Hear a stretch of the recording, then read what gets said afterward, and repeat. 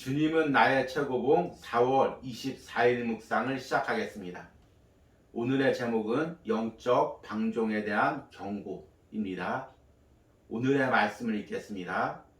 누가복음 10장 20절입니다. 그러나 귀신들이 너희에게 항복하는 것으로 기뻐하지 말고 너희 이름이 하늘에 기록된 것으로 기뻐하라 하시니라. 아멘. 누가복음 10장에서는 예수님께서 70명의 제자들을 파송하는 내용이 나옵니다. 예수님께서는 이 제자들을 파송하면서 귀신을 제어하는 영적인 권세를 주셨습니다. 누가복음 10장 19절에 이렇게 이야기합니다. 내가 너희에게 뱀과 전갈을 밟으며 원수의 모든 능력을 제어할 권능을 주었으니 너희를 해칠 자가 결코 없으리라. 그런데 이 말씀 이후에 바로 오늘 말씀을 이야기하십니다. 그러나 귀신들이 너희에게 항복하는 것으로 기뻐하지 말고. 왜 귀신들이 항복하는 것으로 기뻐하지 말라고 했을까요? 이 귀신들이 항복한다는 그 의미는 사역의 결과를 의미합니다. 사역의 성공을 의미합니다. 다른 사람들이 보기에 인정하는 외적인 성공을 이야기합니다. 그런 것으로 인해 기뻐하지 말라는 것입니다. 그러면 무엇을 기뻐하라고 합니까? 너희 이름이 하늘에 기록된 것으로 기뻐하라 하시니라. 사역의 외적인 성공, 눈에 보이는 것으로 기뻐하지 말고 하나님께서 그 사역을 인정해 주신 것, 천국에서 내 이름을 기억하시고 내 사역을 기억해 주시는 것, 그 영적인 것으로 기뻐하라고 이야기합니다. 오늘 말씀은 어찌 보면 당연한 말씀일 수도 있지만 이 말씀이 주의 일을 하는 사람들의 영적인 타락을 막는 아주 중요한 말씀입니다. 우리가 주의 일을 하면서 이 땅의 성공에 기뻐하고 이 땅의 성공을 목표로 삼고 사역의 외적인 것을 보여주는 것을 목표로 삼는 순간부터 우리는 영적으로 타락하게 됩니다. 그런데 우리 시선이 영적인 것, 하늘나라, 하나님이 위에서 주실, 천국에서 주실 상급과 위로를 바라볼 때 우리의 신앙의 순수성을 지킬 수 있습니다. 지금 나는 주의 일을 하면서 무엇을 바라보고 주의 일을 하고 있습니까? 사람들의 칭찬과 또 외적인 성공의 모습입니까? 아니면 하늘나라에서 하나님이 주실 칭찬과 위로와 상급입니까? 우리가 이 땅의 성공을 바라보는 것이 우리가 주의 일을 할 때 얼마나 위험한 것인지를 오늘 묵상을 통해서 들어보도록 하겠습니다. 오늘의 묵상입니다. 그리스도인 사역자들에게 올무는 세속이나 죄가 아니라 영적 방종입니다. 우리가 살고 있는 이 시대의 종교적 유행이나 흐름을 취해 영적 성공에 눈독을 들이는 것입니다. 절대로 하나님의 인정을 받는 것 외에 다른 어떤 것도 추구하지 마십시오. 그런즉 우리는 그의 치욕을 짊어지고 영문 밖으로 그에게 나아가자. 예수께서는 제자들에게 성공적인 사역으로 인해 기뻐하지 말라고 하셨지만 대부분의 사람들은 이 한 가지로만 기뻐하는 것 같습니다. 우리는 상업적인 관심을 가지고 있습니다. 얼마나 많은 영혼들이 구원을 받았고 거룩하게 되었는가를 계산하면서 하나님께 감사하고 이제 모든 것이 잘 되어 간다고 흥겨워합니다. 그러나 우리의 사역은 하나님의 은혜가 기초를 놓은 곳에서 시작합니다. 우리는 영혼을 구원하기보다 그를 제자화해야 합니다. 구원과 죄 씻음은 하나님의 주권적인 은혜 사역입니다.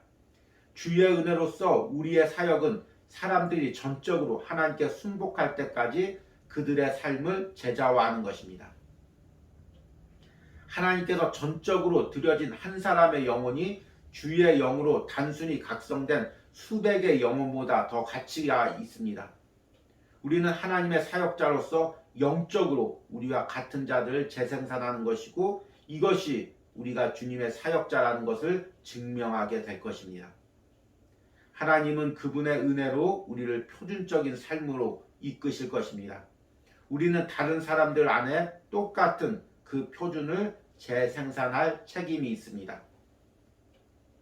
사역자가 하나님 안에서 그리스도와 함께 감추어진 생명으로 살지 않는다면 그는 주의 영이 함께하는 제자가 되는 대신 잔소리 많은 독재자가 되기 쉽습니다. 우리 중 많은 사람들이 독재자들입니다. 우리는 사람들에게 명령을 내리며 공동체에서도 명령합니다. 예수님께서는 결코 그런 식으로 명령하신 적이 없습니다. 주께서는 제자됨에 대해 말씀하실 때마다 언제나 만약이라는 말로 시작하셨지 반드시 해야 한다라는 식으로 강요하지 않으셨습니다. 제자가 되는 것은 강요가 아니라 선택입니다. 아멘. 여러분들 오늘 묵상글을 들으면서 어떤 느낌이 옵니까? 저는 처음 이 글을 읽을 때 너무 놀라는 마음이 있었습니다. 오스왈드 챔버스는 지금으로부터 100년 전 사람입니다.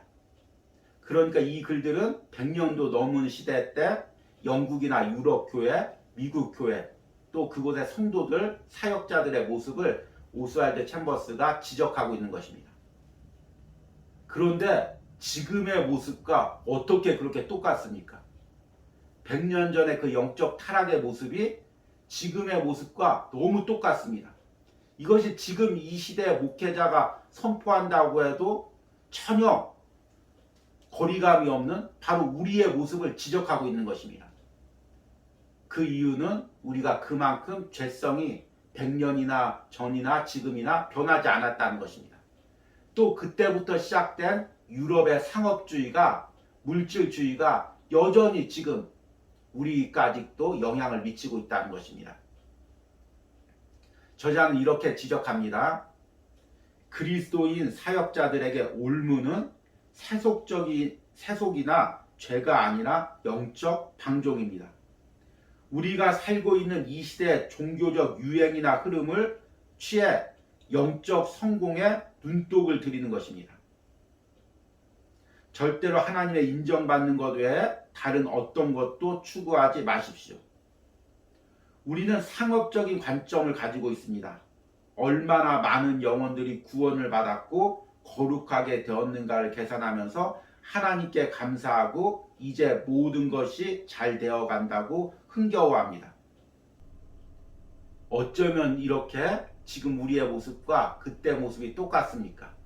지금도 우리는 외적인 성공, 많은 영혼들이 교회에 나와서 영혼 구원받고 교인 숫자가 많아지는 것을 기뻐하고 사역의 성공으로 생각합니다. 그리고 많은 사람들이 그런 목회자를 훌륭한 목회자라고 생각합니다. 당연한 것이라고 생각합니다. 왜냐하면 많은 영혼을 구원시키고 또 많은 영혼들 양육하기 때문입니다. 그런데 저자는 하나님의 역사는 숫자가 있는 것이 아니라 한 영혼을 진실하게 세우는 것이라고 이야기합니다. 왜 그렇습니까? 숫자에 매몰되면, 숫자적인 부흥에 마음을 뺏기면 한 영혼을 하나님의 올바른 제자로 세우는 것에 초점을 맞출 수가 없기 때문입니다. 우리는 영혼을 구원하기보다 그를 제자화해야 합니다. 구원과 죄 씻음은 하나님의 주권적인 은혜의 사역입니다. 주의 제자로서 우리의 사역은 사람들이 전적으로 하나님께 순복할 때까지 그들의 삶을 제자화하는 것입니다. 하나님께 전적으로 드려진 한 사람의 영혼이 주의 영으로 단순히 각성된 수백의 영혼보다 더 가치가 있습니다. 우리가 이 글을 잘못 오해하면 영혼 구원이 가치가 없는 것처럼 이렇게 느껴집니다. 복음을 전도해서 많은 영혼을 구원하고 큰 교회를 세우면 너무 소중한 것인데 왜 저자가 이렇게 폄하할까요? 하나님께 영혼 구원보다 더 가치 있는 것이 무엇이 있을까요? 그러나 저자는 분명히 오늘 그래서 이야기합니다. 구원과 죄 씻음은 하나님의 주권적인 은혜의 사역입니다. 여러분, 영혼 구원에 우리의 먼지만한 공로라도 얹어놓지 마시기 바랍니다. 내가 10명을 전도했든 100명을 전도했든 그건 내 공로가 아닙니다. 전적인 하나님의 공로입니다. 하나님이 일하신 것입니다. 그러면 나는 무엇을 합니까? 그 과정에서 하나님께 도구로 쓰임받고 하나님 앞에 진실함으로 서 있는 것입니다. 그러면 나를 통해서 예수님을 믿은 사람이 나의 모습을 보고 같이 진실함을 닮아가는 것입니다. 그래서 하나님 앞에 진실하게 한 명 서 있는 그 영혼을 세우는 것이 우리의 참된 사역이라고 지금 저자가 이야기하고 있는 것입니다. 숫자에 매몰되고 양에 매몰되면 우리가 독재자처럼 사람 위에, 공동체 위에 군림하게 된다고 저자가 이야기합니다. 사역자가 하나님 안에서 그리스도와 함께 감추어진 생명으로 살지 않는다면 그는 주의 영이 함께하는 제자가 되는 대신 잔소리 많은 독재자가 되기 쉽습니다. 우리 중 많은 사람들이 독재자들입니다. 우리는 사람들에게 명령을 내리며 공동체에서도 명령합니다. 예수님께서는 결코 그런 식으로 명령하신 적이 없습니다. 그냥 우리가 읽을 수 있는 글이 아니죠. 정말 무섭고 떨림으로 읽어야 됩니다. 우리가 하나님 앞에 순수하게 제자로 써 있다가 양적인 것, 외적인 성공에 집착하게 되면 우리가 수에 매몰되고 양에 매몰돼서 한 영혼을 진심으로 돌보지 못하게 됩니다.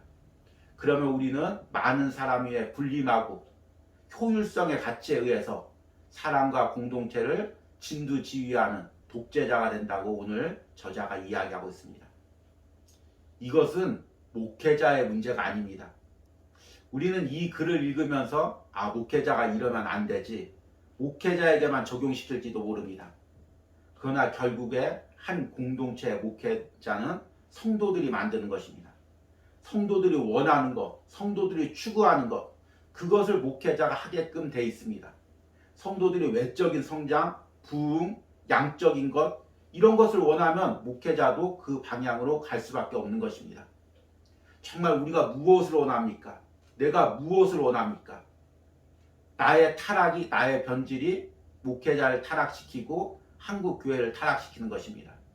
영적으로 깨어서 하나님 앞에 진실하게 외적인 것보다, 외적인 성공보다 하나님 앞에 진실하게 서 있는 한 명이 되기를 기도하시기 바랍니다. 그리고 그 한 명을 또 세우는 사역을 감당하시길 바랍니다. 오늘의 적용 질문입니다. 내가 신앙의 외적인 것을 추구하거나 자랑했던 부분은 무엇입니까? 다시금 내면 깊숙한 곳에서 예수님의 십자가를 사랑하고 그분의 십자가를 지는 삶을 기뻐하게 해달라고 기도하시기 바랍니다. 기도하시겠습니다. 주님, 나를 구원해 주시고 당신의 일꾼으로 삼아 주시고, 주님, 세상 방법 내려놓고 당신의 십자가를 지고 당신을 따르라고 명령하셨습니다.